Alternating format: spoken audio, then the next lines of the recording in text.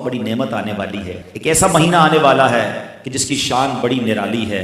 اس مہینے کی شان کیسی ہے، اس کے بارے میں نبی پاک علیہ الصلوۃ والسلام جب رجب آتا تھا نا تو میرے آقا یہ دعا فرمایا کرتے، اللہم بارک لنا فی رجب و شعبان وبلغنا رمضان، اے رب کریم رمضان ہمیں رجب اور شعبان میں برکت عطا فرما اور ہمیں رمضان سے ملا دے۔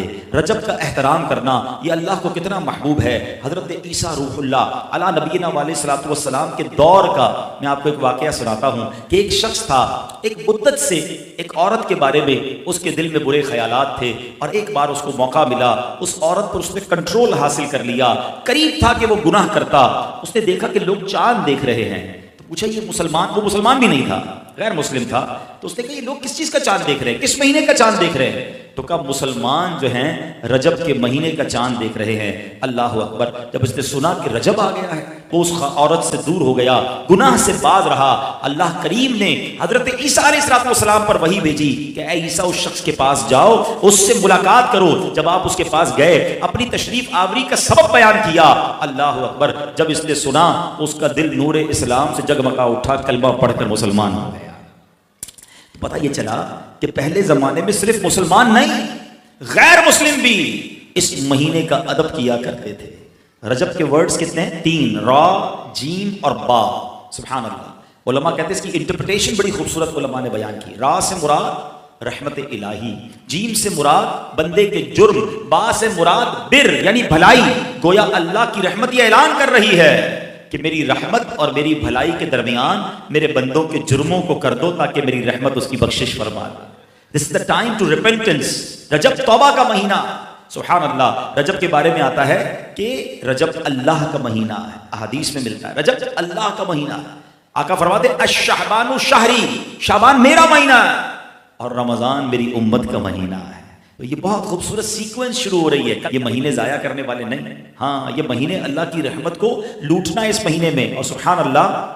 ایک بہت خوبصورت بات میں بتاؤں کہ نبی پاک علیہ الصلوۃ والسلام فرماتے ہیں 5 راتیں ایسی ہیں جس میں دعا رد نہیں ہوتی۔ حدیث پاک فرمایا رجب کی پہلی رات، 15 شعبان شب برات جو ہوتی ہے، ٹھیک ہے، پھر فرمایا جمعرات اور جمعے کے درمیان کی رات، نمبر 4 عید الفطر کی چاند رات، نمبر 5 عید الاضحیٰ کی چاند رات۔ اور رجب کے روزوں کی تو کیا بات ہے، احادیث میں یہ فضیلت آتی ہے جو رجب میں پہلے دن کا روزہ رکھے، پہلے رجب کا 3 سال کے گناہوں کا کفارہ ہے، دوسرے دن کا روزہ رکھے 2 سال کے گناہوں کا کفارہ، اور تیسرے دن کا روزہ رکھے تو 1 سال کے گناہوں کا کفارہ۔ پھر پورا رجب جو ہے وہ ہر روزہ جو ہے وہ 1 مہینے کے گناہوں کا کفارہ ہے۔ اب تو سردیوں کے دن ہیں، ویسے ہی ہم میں سے کئی لوگ لیٹ لنچ کرتے ہیں، 6 سوا 6 بجے افطار ہو جاتا ہے، ہو سکے تو نفلی روزے رکھیں، یہ عبادت کا مہینہ ہے۔ علامہ صفوری رحمۃ اللہ تعالی علیہ فرماتے ہیں کہ رجب بیج بونے کا مہینہ ہے، شعبان پانی ڈالنے کا مہینہ ہے، اور رمضان فصل کاٹنے کا مہینہ ہے۔ اور بڑی خوبصورت اس کی تفصیل بیان فرماتے ہیں کہ جو بندہ رجب میں عبادت کا بیج نہیں بوتا، شعبان میں ان بیجوں پر اپنے آنسوؤں سے پانی نہیں ڈالتا، آبیاری نہیں کرتا، وہ رمضان میں رحمت کی فصل کیسے کاٹ سکے گا؟ تو this is the time to prepare yourself. یہ تو وقت آ گیا مسجد کی طرف آنے کا، تلاوت کرنے کا، روزے رکھنے کا۔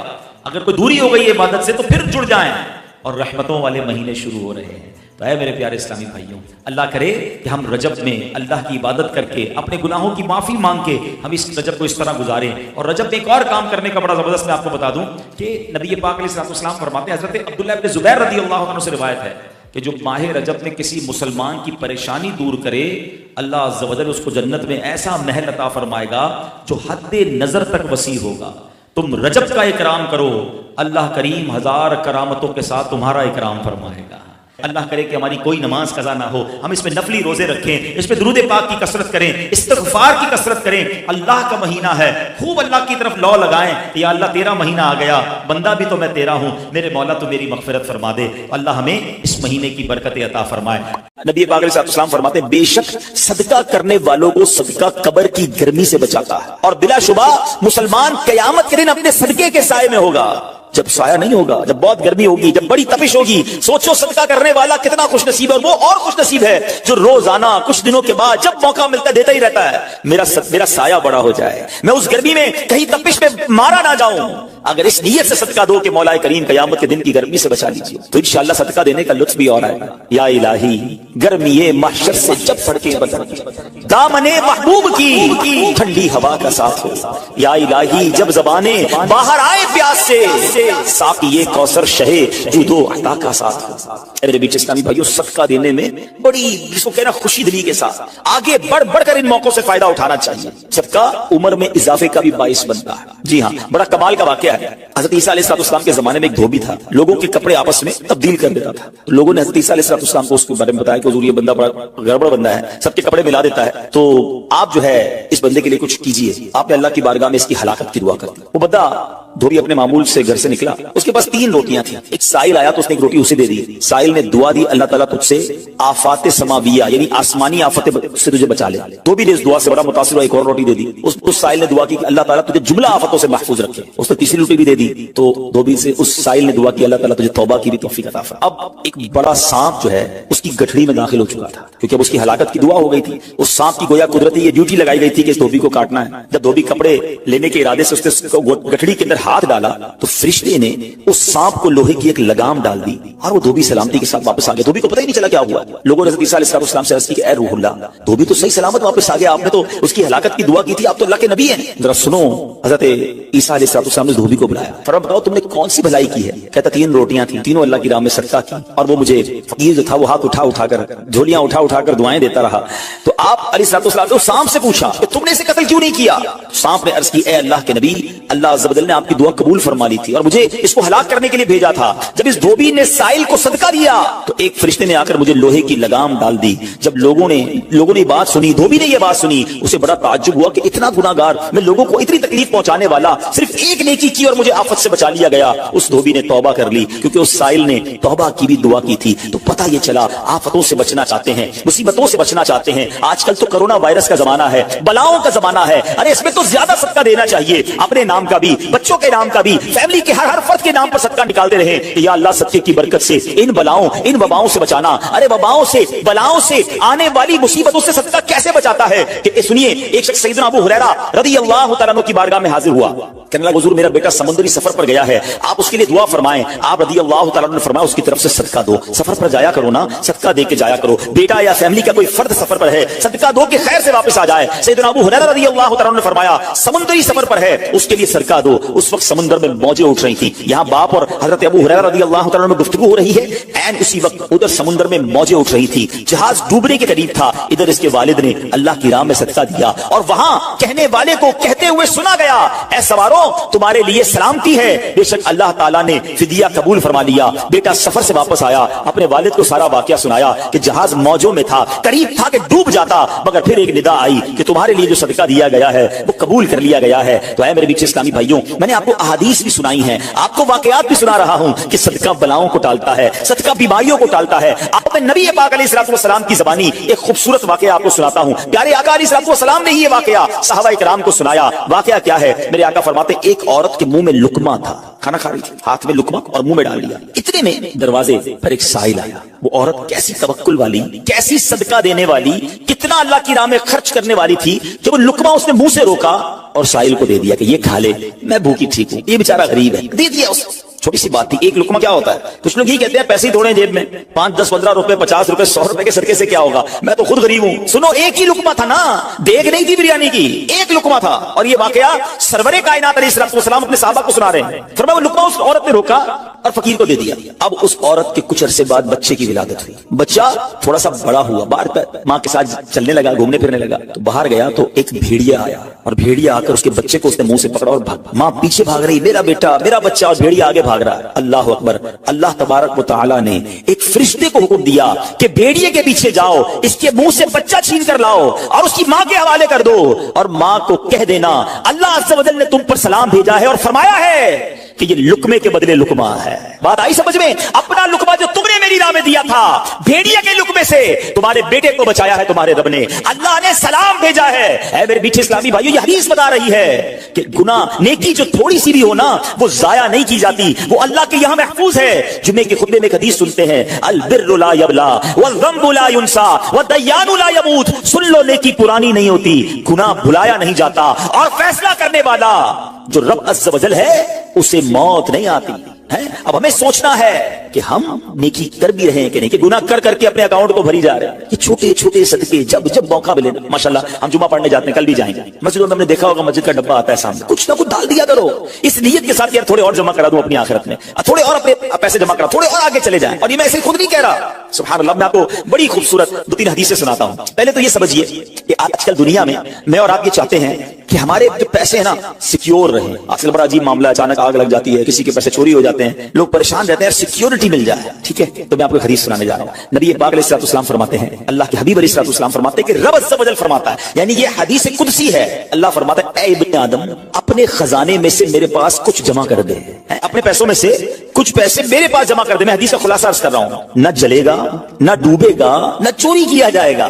सुनो कैसी सिक्योरिटी है। इंश्योरेंस आजकल लोग कराते हैं जिसमें बाज़ औक़ात हराम इंश्योरेंस होती है। मैं आपको सुभान अल्लाह एक ऐसी गारंटीड मदनी इंश्योरेंस बता रहा हूं कि रब फरमा रहा है, अल्लाह फरमा रहा है, अपना माल मेरे पास जमा करा दे, न जलेगा, न डूबेगा, न चोरी होगा। और अल्लाह फरमाता है, मैं उस वक्त तुझे पूरा बदला दूंगा जब तू इसका ज्यादा जरूरतमंद होगा। कौन सा वक्त होगा वो? कयामत का दिन, जब बच्चा मां के पास जाएगा ना, मां एक नेकी दे दे, मां फंस गया हूं, एक नेकी चाहिए, मां उस एक नेकी में भी बेटे की मदद नहीं करेगी। मां जाएगी औलाद के पास कि बेटा मेरा गुनाह ले लो, औलाद कहेगा मां से कि नहीं मैं तुम्हारी मदद नहीं कर सकता। बाप बेटे की हेल्प नहीं करेगा, ऐसा हाल। मगर कौन हामी होगा?